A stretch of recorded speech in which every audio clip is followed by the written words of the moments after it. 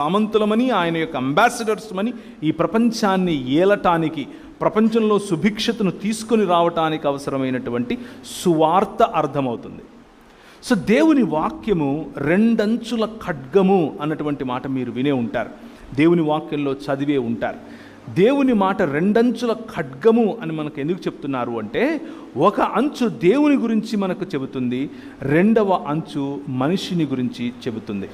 ఈ 66 పుస్తకాలు ఉన్నటువంటి దేవుని వాక్యం చాలామంది పొరపడేది ఏమిటి అని అంటే, we limit this to the theology written by human beings. మనుష్యుల చేత లేకపోతే మనుష్యులు వ్రాసినటువంటి దేవుని గురించినటువంటి అధ్యయనం అని అనుకుంటాం. కానీ అంతకు మాత్రమే పరిమితం కాదండి. దేవుని వాక్యమైనటువంటి 66 పుస్తకాలు ఉన్నటువంటి బైబిల్ గ్రంథము దేవుడు రాసినటువంటి ఆంథ్రోపాలజీ. ఆంథ్రోపాలజీ అంటే అర్థం ఏంటంటే మనుష్య శాస్త్రము. This is not just a theology or the book of theology, but this is a book of anthropology written by God himself. దేవుడు రాసినటువంటి ఆంథ్రోపాలజీ అనే పుస్తకమే బైబిల్. సో ఈ రెండంచుల ఖడ్గం ఒకటి దేవుని మనకు అర్థం చేసేలా చేస్తుంది, దేవుని సంకల్పాన్ని అర్థం చేసేలా చేస్తుంది, దేవుని హృదయాన్ని అర్థం చేసేలా చేస్తుంది, దేవుడు మనకిచ్చినటువంటి పిలుపుని అర్థం చేసేలా చేస్తుంది, దేవుడు మనకిచ్చినటువంటి అధికారాన్ని అర్థం చేసుకునేలా చేస్తుంది. రెండవదిగా మనిషి ఏమై ఉన్నాడో చెప్తుంది, మనిషికి ఉండాల్సిన సంబంధం గురించి చెప్తుంది. నువ్వు మనిషివి, నువ్వు పిల్లివి కాదు అని చెప్తుంది. పురుషుడితో నువ్వు పురుషుడివి, స్త్రీవి కాదు అని చెప్తుంది. స్త్రీతో నువ్వు స్త్రీవమ్మ, మాతృమూర్తివి, నువ్వు పురుషుడివి కాదు అని చెప్తుంది. వివిధత ఉన్నప్పటికీ మీరు ఒక్క మానవుడు అని నేర్పిస్తుంది. కనికరము గురించి చెబుతుంది, ప్రేమను గురించి చెబుతుంది, విశ్వాసమును గురించి చెబుతుంది, విశ్వాస్యతను గురించి చెబుతుంది, నమ్మకత్వమును గురించి చెబుతుంది.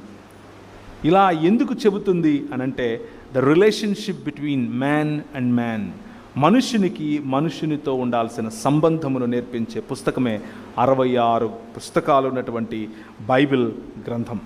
వాక్యము, దేవుని వాక్యము మనిషిని మనిషిగా చేస్తుంది. అదేంటన్నా, నేను ఇప్పుడు మనిషి కాదా అని మీరు ప్రశ్న అడగచ్చు. దేవుడు రాసినటువంటి ఈ ఆంథ్రోపాలజీ అనే ఈ పుస్తకం, లేకపోతే మానవ శాస్త్రముగా చదవగలిగినటువంటి ఈ పుస్తకం, దేవుని చేత వ్రాయబడినటువంటి మానవ శాస్త్రము ఏం నేర్పిస్తుంది అంటే, ఒక మనిషి ఎలా బ్రతకాలో చెబుతుంది.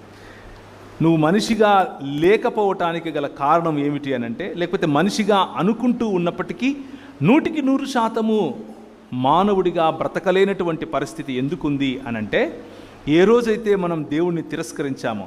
నేనెప్పుడు దేవుణ్ణి తిరస్కరించాను అంటారా? నేనెప్పుడు దేవుణ్ణి తిరస్కరించలేదే, నేను చాలా భక్తిగా ఉన్నాను కదా, నేను ప్రతి ఆదివారం సంఘానికి వస్తాను, సంఘ బల్ల ఆరాధనలో నేను పాల్గొంటాను, నేను కానుకలు వేస్తాను, నేను సువార్త పరిచర్యకు వెళతాను, ఇదంతా చేస్తున్నాను కదా, దేవుణ్ణి తిరస్కరించడం ఏంటి అన్న ప్రశ్న మీలో రావచ్చు. ఒక చిన్న ఉదాహరణ చెప్తాను. నాకు పెళ్లి చేసుకోవాలి అన్నటువంటి సమయం వచ్చింది. మా పాస్టర్ గారు పిలిచి, అయ్యా మా బిడ్డను నీకు ఇచ్చి పెళ్లి చేయాలనుకుంటున్నాము, మీ అమ్మ ఫోన్ నెంబర్ ఇస్తే నేను మాట్లాడతాను అని అన్నాడు. సరే అని చెప్పి మా అమ్మకు నేను ఫోన్ చేశాను. నేను అప్పుడు మధ్యప్రదేశ్లో మిషనరీగా ఉన్నాను. మధ్యప్రదేశ్లో నేను 11 సంవత్సరాలు దేవుని పరిచర్య మిషనరీగా చేశాను. కోయా, గోండు, కోర్కు, బిలాలా ఇలాంటి అలాగే ముస్లింలు, ఇలాంటి జాతుల మధ్యలో నేను పరిచర్య చేశాను. అలా పరిచర్య చేసే క్రమంలో మా పాస్టర్ గారు నాతో ఇలా మాట్లాడినప్పుడు మా అమ్మకు ఫోన్ చేశాను. మా అమ్మకు ఫోన్ చేసి, అమ్మ మరి ఇట్లా మా పాస్టర్ గారు వాళ్ళ అమ్మాయిని ఇచ్చి పెళ్లి చేయాలనుకుంటున్నారు, మరి నీతో మాట్లాడతారంట, నంబర్ ఇస్తాను అని నేను మాట్లాడుతుంటే మా అమ్మ నన్ను ఒక ప్రశ్న అడిగింది. మా అమ్మ 1800 చిల్లరలోనే, అంటే కాకినాడ ప్రాంతానికి కెనడా కదా ఇది, కాకినాడ ప్రాంతానికి కెనడా నుంచి మిషనరీలు వచ్చిన సమయం 1799లో విశాఖపట్నం ప్రాంతంలోనికి మొట్టమొదటిసారిగా మనకు మిషనరీలు వచ్చారు. 1799కి ముందు కూడా బర్తలోమీ గారు, అలాగే ఆయన తర్వాత డానిష్ మిషనరీలు, ఆయన తర్వాత ఎస్పీజీ వారు ఈ గడ్డ మీదకి వచ్చారు. రాయలసీమ, మాది కడప. ఆ ఊళ్ళకు 1800 చిల్లరల్లోనే మిషనరీ సేవలు వచ్చాయి. మిషనరీ సేవల ద్వారా మా కుటుంబాలు, మా అమ్మ తరఫున కుటుంబాలు చాలామంది ప్రభువును అప్పటికే తెలుసుకున్నారు. అంటే మా అమ్మ వాళ్ళ నాయన కూడా క్రైస్తవుడే. అక్కడి నుంచి వస్తున్నటువంటి క్రైస్తవం. మా అమ్మ నాకు ఫోన్లో ఏమని అడిగింది అని అంటే, మనోళ్ళేనా అని అడిగింది. అర్థమవుతుందా? మనం క్రైస్తవులమే, కానీ ఏ దృక్పథం పెట్టుకొని మనిషిని చూస్తాం? మన దృక్పథంలో మార్పు. ఏ దృక్పథం పెట్టుకుంటే మనిషి మనకు మనిషిగా మనవాడుగా కనిపిస్తాడు అనేది ప్రశ్న. మా అమ్మ నన్ను అడిగిన ప్రశ్న ఇది. ఎన్ని సంవత్సరాల క్రైస్తవం? 200 పైచిలకు సంవత్సరాల క్రైస్తవం. నేను పెళ్లి చేసుకుంది 2006లో. 1800 చిల్లరలోనే మా కుటుంబంలో ఉన్నవాళ్ళు క్రైస్తవులు. ఆ తర్వాత మా అమ్మ ఎస్పీజీ సంఘంలో పెరగటం, ఆ తర్వాత క్యాథలిక్గా మారటం, ఆ తర్వాత మళ్ళీ నేను ప్రభువుని నమ్ముకున్న తర్వాత ఆమె కూడా మన ఇవాంజలికల్ ఫెయిత్లో రావటం, ఇవన్నీ చాలా జరిగాయి. కానీ అడిగే ప్రశ్న ఏంటి? మనోళ్ళేనా అనింది. నేను తడుముకోకుండా చెప్పాను, మనోళ్ళే అని చెప్పాను. మనోళ్ళు అన్నప్పుడు ఆమె దృక్పథం వేరు. ఆమె దృక్పథం మనోళ్ళు అన్నప్పుడు వేరు, మనోళ్ళు అన్నప్పుడు నా దృక్పథం వేరు. నాకు మనోళ్ళు ఎవరో ఆమెకు తెలియదు, ఆమెకు మనోళ్ళు ఎవరో నాకు తెలుసు. అర్థమవుతుందా? So now let's think about it. వాక్యము ఏం చేస్తుంది అంటే ఈ దృక్పథాన్ని ఇస్తుంది. మనిషిని మనిషిగా స్వీకరించటం నేర్పిస్తుంది. మన అన్న పదానికి మనిషి అన్న పదంతో ముడిపెట్టి మరీ చూడటం నేర్పిస్తుంది. క్రైస్తవ సమాజం ఈరోజు, క్రైస్తవ సమాజానికి, ముఖ్యంగా ఆంధ్రప్రదేశ్ తెలంగాణలో ఉన్నటువంటి క్రైస్తవ సమాజానికి పట్టినటువంటి బూజు, దరిద్రం ఏంటి అని అంటే ఈ మనోళ్ళేనా అనే ఆలోచన. ఈ ఆలోచన, ఈ దృక్పథం రక్షింపబడ్డాం అనుకుంటూ ఇదే అద్దాలు పెట్టుకొని తిరుగుతూ ఉంటారు. 66 పుస్తకాలు ఉన్నటువంటి ఈ బైబిల్ మనకు ఒక దృక్పథాన్ని ఇస్తుంది. ఏం దృక్పథాన్ని ఇస్తుంది అని అంటే, ఇప్పుడు క్రీస్తునందు యూదుడని యూదేతరుడని తేడా లేదు. ఇప్పుడు క్రీస్తునందు స్త్రీ అని పురుషుడని తేడా లేదు. ఇప్పుడు క్రీస్తునందు స్వామి అని బానిస అని తేడా లేదు. అందరూ మధ్యలో అడ్డుగోడలు పడద్రోయబడ్డాయి. గలతీయులకు రాసిన పత్రిక రాసిందే ఇందుకు. గలతీయులకు అనేటటువంటి పత్రిక రాసిందే మానవులలో ఉన్నటువంటి, నువ్వు నల్లోడివా, తెల్లోడివా, బ్రౌన్గా ఉంటావా, పొట్టిగా ఉంటావా, పొడుగ్గా ఉంటావా, ముక్కు సప్పడుగా ఉంటుందా, ముక్కు పొడుగ్గా ఉంటుందా, పనలు పెద్దగా ఉంటాయా, ఇవేవి కాదు. ఏ భేదము లేదు. మానవులంతా ఇప్పుడు క్రీస్తునందు సమానము. మీరు మనుషులుగా బ్రతకటం కోసం పిలువబడ్డారు అని చెప్పేటటువంటి ఏకైక పుస్తకం 66 పుస్తకాలు ఉన్నటువంటి బైబిల్ గ్రంథం. నేను దాదాపు 2002 నుంచి 2014 వరకు ఎన్ని సంవత్సరాలు అయ్యాయి? 2011 వేసుకోండి, ఎన్ని సంవత్సరాలు అయ్యాయి? చాలా సంవత్సరాలు అయ్యాయి. ఇప్పుడు లెక్క పెట్టడం ఎందుకు? అన్ని సంవత్సరాలు ఇస్లాం స్టడీ చేశాను. అన్ని సంవత్సరాలు నేను ఇస్లాం స్టడీ చేశాను. పెద్ద పెద్ద వాళ్ళతో ఇస్లాం గురించినటువంటి డిబేట్స్ చేశాను. ఇలా కొన్ని వేల మంది ఉండగా నిలబడి బైబిల్ గ్రంథాన్ని, ఇస్లాం ఖురాన్ గ్రంథాన్ని పక్కన పెట్టుకొని మాట్లాడాను. వాళ్ళ సొంత మసీదులకు వెళ్ళి నేను దాని గురించి మాట్లాడాను. చాలామంది క్రైస్తవంలోనికి ముస్లిం సహోదరులు సహోదరులు వచ్చారు. నేను రాసిన పుస్తకాలు చదువుకుని కూడా వచ్చారు. ఎందుకు ఈ మాటలు చెప్తున్నానంటే, ఆ ఖురాన్ గ్రంథం ఈ దృక్పథం ఇవ్వదు. సమానత అన్నటువంటి దృక్పథం ఇవ్వదు. ఐక్యత అన్న దృక్పథం ఇవ్వదు. అలాగే గత కొన్ని సంవత్సరాలుగా, అనగా 2013వ సంవత్సరం నుంచి ఇది 2022, అంటే 9 సంవత్సరాలు నేను హైందవ భావజాలం గురించి స్టడీ చేస్తున్నాను. పురాణాలు కానివ్వండి, వేదాలు కానివ్వండి, మీ ఇష్టం వచ్చింది, గీత కానివ్వండి. రక్షణ టెలివిజన్లో దాదాపు ఒక 5 డిబేట్స్, నేను 5 డిబేట్స్ ఇంగ్లీష్లో చేశాను. హిందీలో అయితే వారానికి ఒకటి చేస్తుంటాను. తెలుగులో అయితే వారానికి ఒకటి. వాళ్ళు వస్తూ ఉంటారు, మాట్లాడుతుంటారు, వెళ్ళిపోతుంటారు వెనక్కి, వాళ్ళ దగ్గర సమాధానాలు లేక.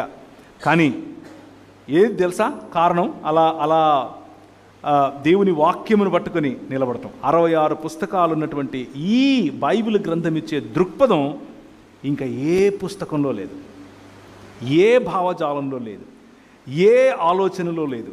ఈ దృక్పథం ఉంది చూసారా, బైబిల్ అనేటటువంటి దృక్పథం, ఇది మనల్ని నిజంగా మనిషిగా మారుస్తుంది. ఇది నిజంగా మనకు శక్తినిస్తుంది. ఇది నిజంగా మనల్ని గెలిచేలా చేస్తుంది. నిజంగా మనల్ని ముందుకు నడిపిస్తుంది. ఒక చిన్న ఉదాహరణ చెప్పి ముందుకెళ్ళే ప్రయత్నం చేస్తాను. సమయం ఎక్కువ లేదు కాబట్టి 15 నిమిషాల్లో నేను 8:45 కొదమంటారా, 9 వరకు ఉందా? ఓకే, సరే. సో దేవుని వాక్యమును గురించినటువంటి ఆలోచన, దేవుని వాక్యము ఎలా మనల్ని పడుతుంది, ఎలా మన జీవితాలు మారుస్తుంది అనేది మనం మాట్లాడుకుంటున్నాం. ఈ ప్రాంతంలో వద్దులండి, ఈ ప్రాంతం గురించి రేపు మాట్లాడదాం. హిస్టారికల్ ఎవిడెన్సెస్తో రేపు మాట్లాడదాం ఈ ప్రాంతం గురించి. ప్రస్తుతానికి ట్రావెన్కోర్ అనే ప్రాంతం గురించి మాట్లాడదాం. ట్రావెన్కోర్ అనేటటువంటి ప్రాంతము ఇప్పుడున్నటువంటి కేరళ మరియు తమిళనాడు ప్రాంతాల్లో ట్రావెన్కోర్, అలాగే ట్రాంకుబార్ అనేటటువంటి ప్రాంతాలు ఉంటాయి. ఈ ప్రాంతాల్లో స్త్రీలు పై వస్త్రం వేసుకోవటానికి అవకాశం ఉండేది కాదు. అంటే జాకెట్లు వేసుకోకూడదు, పై వస్త్రం వేసుకోకూడదు. వాళ్ళు ఇంతవరకే లుంగిల్లాగా కట్టుకొని తిరగాలి. పైన వక్షాలు కనిపించాలి అందరికీ. ముఖ్యంగా నిమ్న జాతికి చెందినటువంటి స్త్రీలు, నిమ్న జాతి అనంటే నిమ్న జాతికి ఉన్నటువంటి నిర్వచనం ఏమిటి అని అంటే బ్రాహ్మణ, క్షత్రియ, వైశ్య మరియు ఈ 3 కాకుండా ఉన్న వాళ్ళందరూ కూడా నిమ్న జాతి. బ్రాహ్మణ, క్షత్రియ, వైశ్య జాతులు తప్ప మిగిలిన వాళ్ళందరూ నిమ్న జాతులే. అనగా అది రెడ్డి, వేలమ్మ, కాపు, కమ్మ ఏదైనా కానివ్వండి, అందరూ నిమ్న జాతే. ఎవరింట భోజనం చేసినా మలం తినతో సమానము అని దేవి భాగవతం చెప్తుంది. సో అలాంటి పరిస్థితిలో మన దేశంలోనికి ఈ 66 పుస్తకాలు ఉన్నటువంటి బైబిల్ భావజాలాన్ని ఎత్తుకొని వచ్చిన వాళ్ళు వచ్చారు. ట్రాంకుబార్ ప్రాంతానికి మొట్టమొదటిసారిగా బైబిల్ భావజాలం మోసుకొని వచ్చిన వాళ్ళు.